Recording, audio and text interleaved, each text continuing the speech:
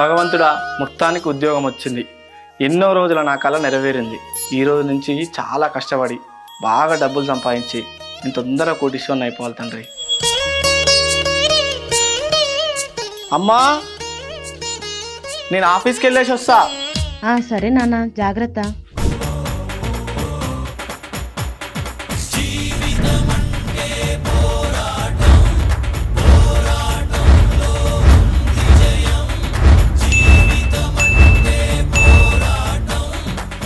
అమ్మా, ఏంది ఈరోజు 10 తారీఖు ఇంక ఇప్పటిదాకా శాలరీ వల్లే. అన్నా, ఒక చాయ్ ఒక సిగరెట్ ఇవ్వవా? ఏం ఆఫీసు, ఇప్పటిదాకా ఇంకా శాలరీ వల్లే. 10th ఈరోజు.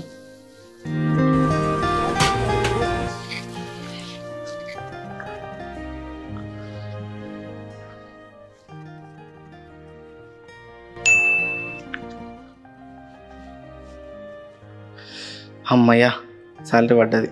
గర్ల్ ఫ్రెండ్కి ఫోన్ చేసి ఈరోజు బయటికి పోదాం. హలో, ఏమైంది? బేబీ చెప్పు బేబీ. ఈరోజు బయటికి పోదాం, రెడీగా ఉండు. షాపింగ్ తీసుకెళ్తావా? మంచి రెస్టారెంట్ పోయి డిన్నర్ చేసేద్దాం. Okay baby. సరే.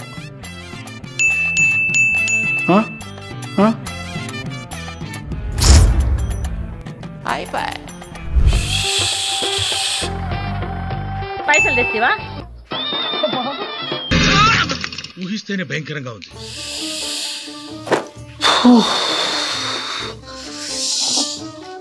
అమ్మా, ఆకలేస్తుంది, అన్నం పెట్టమ్మా. పెడతా గానీ పాల bill, current bill, gas bill కట్టినావా? చేసేస్తా. మావా, నా శాలరీ నువ్వు చూసావా? నువ్వు చూడలేదా? లేదు, వచ్చి సార్ మనకి గడిపినట్టుంది కానీ ఉన్నన్నాళ్ళు శాంతి లేదు. అమెరికన్ బిజినెస్ మ్యాన్ అయిన జే పాల్ గెట్టి ఇతను చనిపోయేటప్పుడు వరల్డ్స్ రిచెస్ట్ పర్సన్ గా ఉన్నారు. సెకండ్ వరల్డ్ వార్ తర్వాత ఒక నైట్ జే పాల్ గెట్టి 3 గెస్ట్లను ఒక రెస్టారెంట్ కి డిన్నర్ చేద్దామని చెప్పేసి ఇన్వైట్ చేశారు. రెస్టారెంట్ లోపలికి వెళ్లే ముందు గెట్టి అతని ఫ్రెండ్స్ తో కొంచెం వాకింగ్ చేద్దామని అన్నారనమాట. అప్పుడు ఒక ఫ్రెండ్, వాకింగా ఈ టైంలోనా? నాకు అసలే ఆకలేస్తుంటే నువ్వు వాకింగ్ అంటావేంటి? అప్పుడు గెట్టి ఏమన్నారంటే, ఇంకా టైము 10 o'clock అవ్వలేదు, అప్పటి వరకు వాకింగ్ చేద్దాం. ఎందుకంటే ఇక్కడ నైట్ 10 o'clock తర్వాత సీలింగ్ ఛార్జెస్ అనేది ఉండవు. అందుకే నేను ఈ 15 minutes కోసం ఉత్తిగానే 1 pound అనేది ఎందుకు స్పెండ్ చేయాలని నేను అనుకుంటున్నా. వరల్డ్స్ రిచెస్ట్ పర్సన్ గా ఉండి కూడా గెట్టి ఈ మాటలు అనేది అంటున్నారు. ఆ రోజులలో అతను లక్షలలో ఖర్చు అనేది పెట్టొచ్చు, అయినా కూడా అతను సేవ్ చేయడం పైన మాట్లాడుతున్నాడు. అంటే మీరు ఆలోచించాలి. చూడండి, ఇక్కడ పాయింట్ ఏంటంటే, ఒకవేళ మీకు ఖర్చు పెట్టడం తెలియకపోతే డబ్బులు సంపాదించే 1000 దారులు ఉన్నా కూడా అవన్నీ కూడా వేస్టే.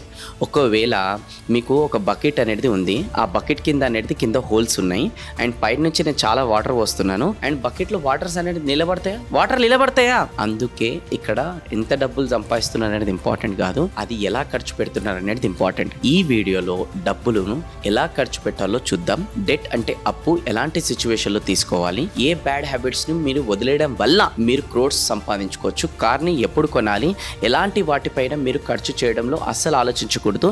ఇలా డబ్బులకు సంబంధించిన చిన్న చిన్న విషయాలన్నీ, ఇంపార్టెంట్ విషయాలన్నీ కూడా ఈ వీడియోలో క్లియర్ గా మనం తెలుసుకుందాం. ఎండ్ వరకు మీరు చూడాల్సిందే. హలో అండి, నమస్కారం. నేను మీ Venukala, life and business coach. First of all, thank you so much for clicking on this video.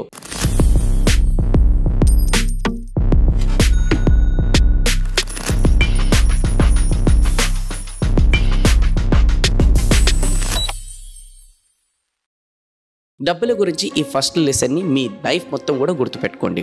డబ్బులు ఖర్చు పెట్టేటప్పుడు ప్రతిసారి క్యాల్కులేట్ చేసిన తర్వాతనే స్పెండ్ చేయండి. మనం సంపాదించడం వల్ల రిచ్ లేదా పూర్ అవ్వమేమో కానీ ఖర్చు పెట్టడం వల్ల రిచ్ లేదా పూర్ అనేది అవుతామన్నమాట. మనీని స్పెండ్ చేసే అద్భుతమైన విధానం మీకు తెలుసా? ఎప్పుడైనా మీ మైండ్లో ఒక వస్తువు కొనాలనే ఆలోచన వచ్చిందనుకోండి, సపోజ్ ఆ వస్తువు యొక్క కాస్ట్ వచ్చేసి 5000 రూపీస్ అనుకోండి. ఫస్ట్ దాన్ని క్యాల్కులేట్ చేయండి. ఎలా అంటే, సపోజ్ మీరు మంత్లీ 50,000 రూపీస్ సంపాదిస్తున్నారని అనుకోండి. మీరు 4 హాలిడేస్ తీసేసేయండి. మంత్లీ 30 డేస్లకి 4 హాలిడేస్ తీసేస్తే 26 days వరకు, అంటే 8 hours ప్రతిరోజు మీరు కష్టపడుతున్నారని అనుకోండి. అంటే మంత్లీ 200 hours అన్నమాట. మీరు 1 hourకు 250 రూపీస్ అనేది సంపాదిస్తున్నారు. ఇప్పుడు ఆలోచించండి, మీరు ఏదైతే 5000 రూపీస్ వస్తువు కొనాలనుకుంటున్నారో దానికోసం మీరు 20 hours ఆఫ్ హార్డ్ వర్క్ చేశారు. ఇలా క్యాల్కులేట్ చేశారనుకోండి. క్యాల్కులేషన్ చేసిన తర్వాత కూడా 20 hours ఆఫ్ హార్డ్ వర్క్ను ఈ 5000 రూపీస్ వస్తువు కొనడానికి అన్నెసెసరీగా ఖర్చు పెట్టాలనిపిస్తే అప్పుడు కొనేయండి, లేదా వెంటనే వదిలేయండి. ఈ ఫార్ములా మీకు మిరాకిల్ లాగా పనిచేస్తుంది. మీరు వేస్ట్ వాటికి ఖర్చు పెట్టడం మానేస్తారు. ఇప్పుడు మనీ మేనేజ్మెంట్ గురించి సెకండ్ లెసన్ చెప్తున్నాను, గుర్తుపెట్టుకోండి. అదే మీరు ప్రతి నెల ఇంటి కోసం కొనే హౌస్ హోల్డ్ ఐటమ్స్ను ఎలా కొనాలని. మిడిల్ క్లాస్ ఫ్యామిలీస్ చేసే అతిపెద్ద మిస్టేక్ ఏంటంటే డైరెక్ట్గా మార్కెట్కు వెళ్ళి షాపింగ్ చేయడం. ఇలా ఎప్పుడు చేయకండి. ప్రతిసారి షాపింగ్ లిస్ట్ని తీసుకొని మార్కెట్కి వెళ్ళండి. ఇంట్లో ఏమేమి అవసరం ఉన్నాయో ఆ ఐటమ్ యొక్క లిస్ట్ తయారు చేయండి. యాజ్ ఎ రిజల్ట్ మీరు అన్నెసెసరీ ఐటమ్స్ కొనకుండా కేవలం లిస్ట్లో ఉన్న ఐటమ్స్ను మాత్రమే కొంటారు. అందుకే డైరెక్ట్గా తెల్లముఖం వేసుకొని షాపింగ్ మాల్స్కి వెళ్ళకండి. ఇంకా సామాన్ కొనడానికి ఒంటరిగానే వెళ్ళండి. ఒకవేళ మీరు మీ వైఫ్తో పిల్లలతో షాపింగ్కి వెళ్ళారనుకోండి, అన్నెసెసరీ ఐటమ్స్ కూడా కొనాల్సి వస్తుందన్నమాట. షాపింగ్ సెంటర్కు వెళ్లే ముందు ఒక టైంను ఫిక్స్ చేసుకోండి. 1 అవర్లో మొత్తం కొనేయాలని ఫిక్స్ అవ్వండి, లేదంటే 30 మినిట్స్లో మొత్తం కొనేయాలని ఫిక్స్ అవ్వండి. వాట్ ఎవర్ లిస్ట్లో రాసుకున్నారో అక్కడ ఎంత తక్కువ సమయం అనేది మీరు స్పెండ్ చేశారనుకోండి, అంత తక్కువ ఖర్చు అనేది అవుతుందన్నమాట. అక్కడే టైం పాస్ చేస్తే మొత్తం ఏదో ఒకటి అన్నెసరీ థింగ్స్ కొనేసుకుంటూ కూర్చుంటారనమాట. వీలైనంత వరకు అన్నం తినకుండా షాపింగ్ చేయడానికి మాత్రం వెళ్ళకండి అనమాట. ఎందుకు తెలుసా? షాపింగ్ మాల్స్ లో ఉండే ఫుడ్ ప్రైజెస్ కు మొత్తం కూడా మీ పర్స్ మొత్తం ఖాళీ అయిపోతుంది. పాసిబుల్ అయితే షాపింగ్ ను మంత్లో ఫస్ట్ రోజున కాకుండా 25th రోజున చేయండి అనమాట. ఎందుకంటే అకౌంట్లో డబ్బులు తక్కువగా ఉన్నప్పుడు తక్కువ ఖర్చు అనేది అవుతుంది. శాలరీ వచ్చిన టైంలో షాపింగ్ అనేది చేస్తే డబ్బులు తొందరగా అనేది ఎగిరిపోతాయి. మీ దగ్గర 100 రూపాయలు ఉన్నా లేదా 1 crore ఉన్నా సరే, మీరు వాటిని ఖర్చు పెట్టే అలవాట్లు లేదా విధానం సరిగ్గా లేకపోతే మీ లైఫ్ తొందరగానే బస్ స్టాండ్ అవుతుంది. ఈ వరల్డ్లో కొందరికి ఏరోప్లేన్ కొనే అంత కెపాసిటీ ఉన్నా సరే వాళ్ళు ఎకనామిక్ క్లాస్లో అనేది ట్రావెల్ చేస్తారు. కానీ ఒక్కటి గుర్తుపెట్టుకోండి, లైఫ్లో ఎప్పుడు హెల్త్, ఎడ్యుకేషన్ ఇంకా ఫుడ్ ఈ 3 ప్లేసెస్లో సేవింగ్ చేయకండి. ఎవరైతే ఈ 3 ఏరియాస్లో డబ్బులు అనేది సేవ్ చేస్తారో వాళ్ళు ఫ్యూచర్లో బిగ్ లాస్ని ఫేస్ చేస్తారు. సేవింగ్ చేసే ఆలోచనలో లో క్వాలిటీ ఫుడ్ తీసుకున్నారనుకోండి, హెల్త్ పాడవుతుంది. హాస్పిటల్కి పోతే ఒకేసారి అన్ని సేవింగ్స్ ఎగిరిపోతాయి. ఎడ్యుకేషన్లో సేవింగ్ చేస్తే లైఫ్ మొత్తం నాలెడ్జ్ లేకుండా ఉండాల్సి వస్తుంది. ఎంత నాలెడ్జ్ ఉంటే అంత ఎక్కువ ఇన్కమ్ అనేది మీది పెరుగుతుంది అనమాట. సెల్ఫ్ ఎడ్యుకేషన్లో ఇన్వెస్ట్ చేస్తే మీకు మ్యాక్సిమం రిటర్న్స్ అనేది లభిస్తాయి.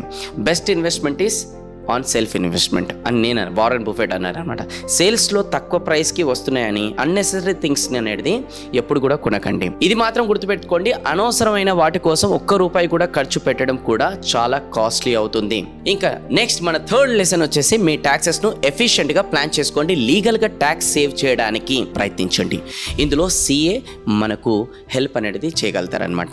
ఎందుకంటే ఎవరు అవునన్నా కాదన్నా ట్యాక్స్లను లైఫ్లో పెద్ద ఖర్చు లాగా చూడొచ్చు. వీటిని మనం ఎలాగైనా పే చేయాల్సిందే. సో లీగల్ వేస్ ద్వారా సేవ్ ఎలా చేయాలో CAలో అనేది మనకి అడిగితే వాళ్ళు మనకి హెల్ప్ చేస్తారనమాట. దీన్నే ట్యాక్స్ ప్లానింగ్ కూడా అంటారు. ఈ ఛాన్స్ మనకు గవర్నమెంటే ఇస్తుంది కాబట్టి ట్యాక్స్ ప్లానింగ్ను కంపల్సరీ చేయండి.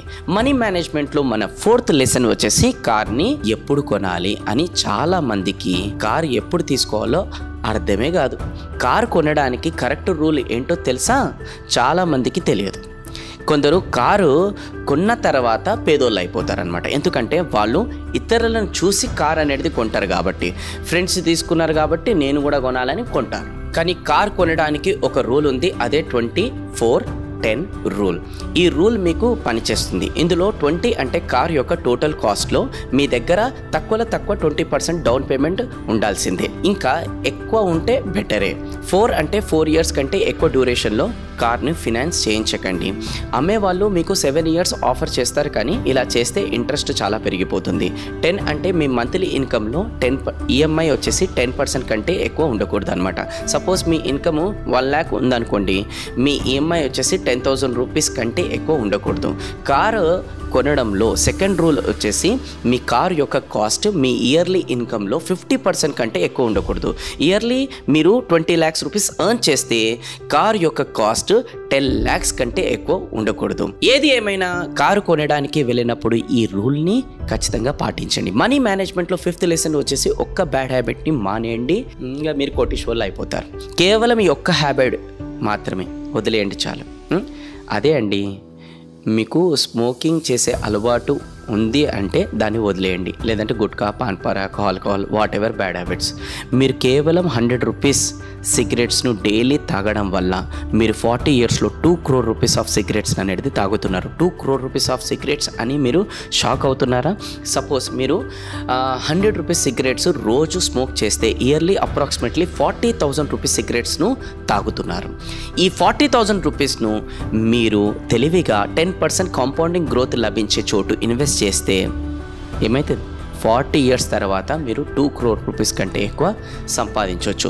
స్క్రీన్ పైన కనిపించే ఎక్సెల్ షీట్ను చూస్తే మీకే అర్థమవుతుంది. ఇలా 40,000 రూపీస్ని ఇన్వెస్ట్ చేస్తే కాంపౌండింగ్ చేసుకుంటూ ఉంటే 34th ఇయర్లోనే మీరు మీ దగ్గర 1 crore రూపీస్ అనేది ఉంటాయన్నమాట. ఇలా చేస్తే 41 ఇయర్స్ వచ్చేసరికి 2.14 crores అవుతాయి. ఎస్, ఇంత డబ్బుని మీరు ఒక్కరి నిర్ణయం తీసుకోవడం వల్ల అదే అండి, బ్యాడ్ హ్యాబిట్ని వదిలేయండి.